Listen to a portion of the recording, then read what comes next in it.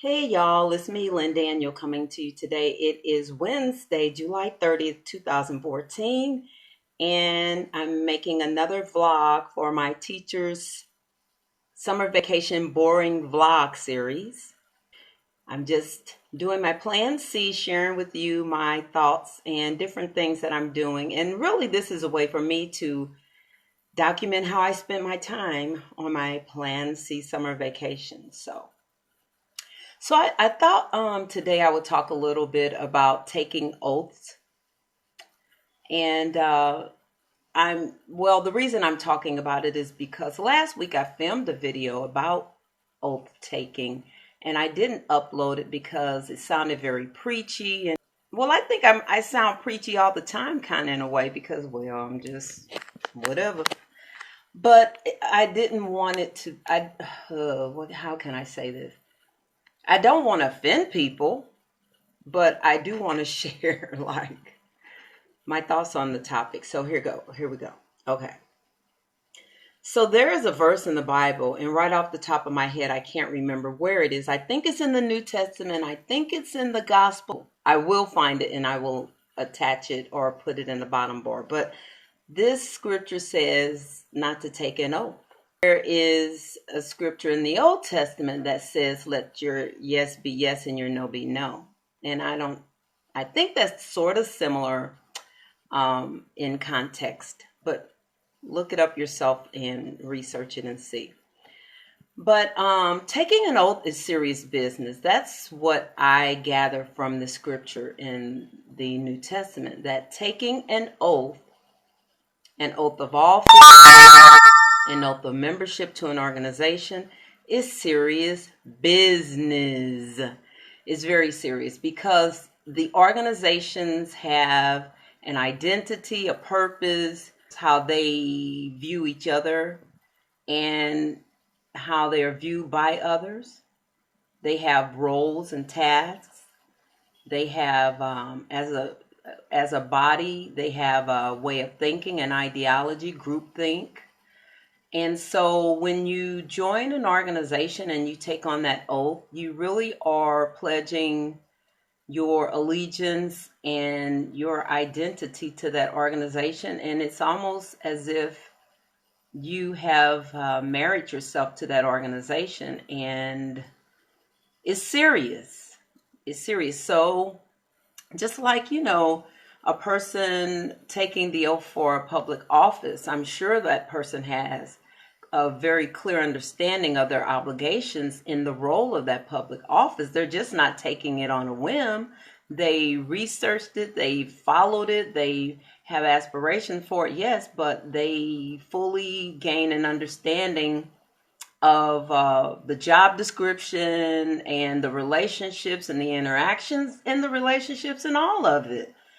So, yeah, taking an oath is serious business. So, if you join an organization that requires you to take an oath, before you do that, just make sure you understand what you're doing. So, like, if you look at college fraternities and sororities. So, when I was in college, I joined a sorority, and I didn't have full understanding of the sorority. I didn't know their history. I didn't know very much about them.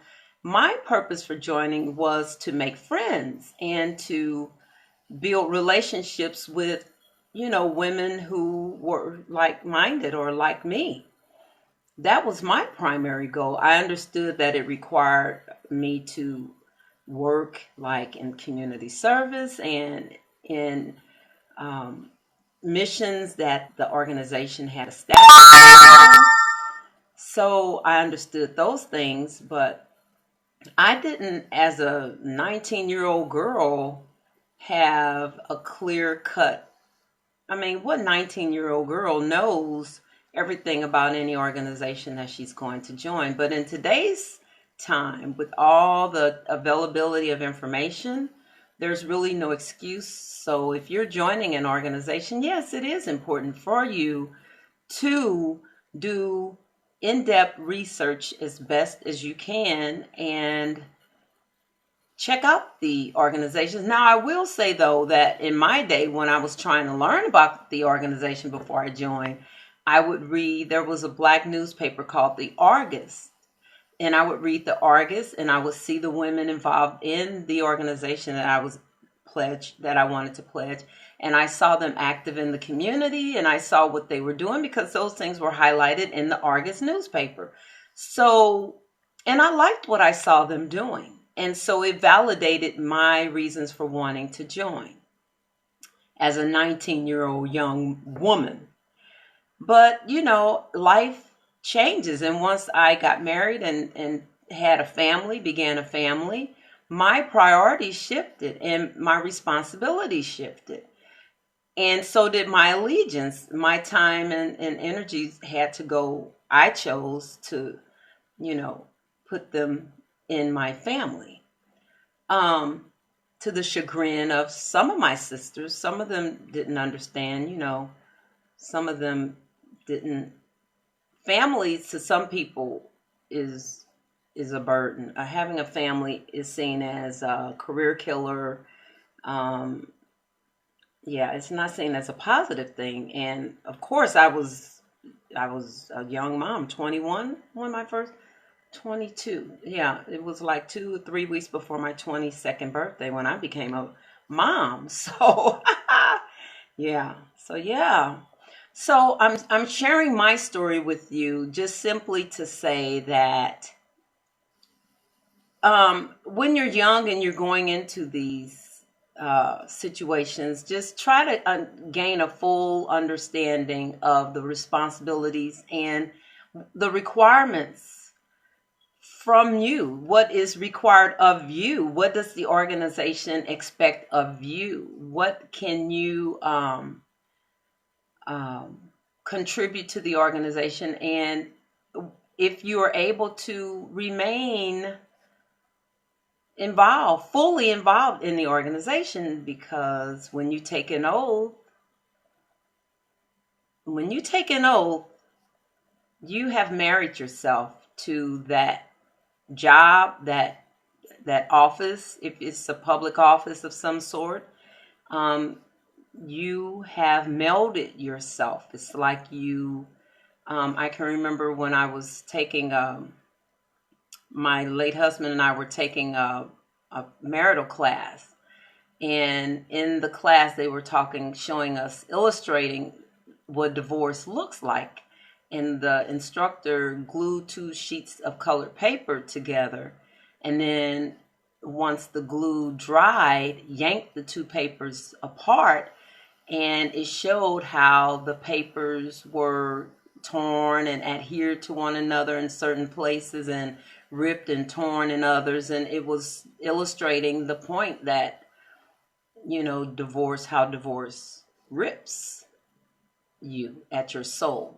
So, and it's the same thing with organizations. Like if you take an oath, so you take an oath to a public office, and you're not going to really know everything that's required of you, but you can get the gist of it.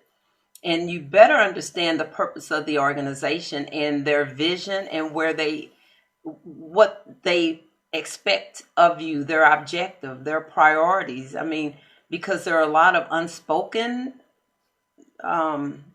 expectations and rules that may rub against your grain of your belief system.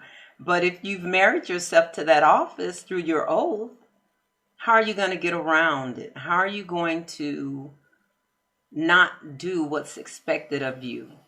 So, yeah, it's taking an oath is heavy business. It's very serious business. So am I telling you not to take an oath? I'm not. The Bible said don't take an oath. I think it's in the book of Mark or something. I'm going to find that scripture and I will put it in the description bar so you can read it yourself. All right, that's today's vlog. Be blessed. Love you. Bye.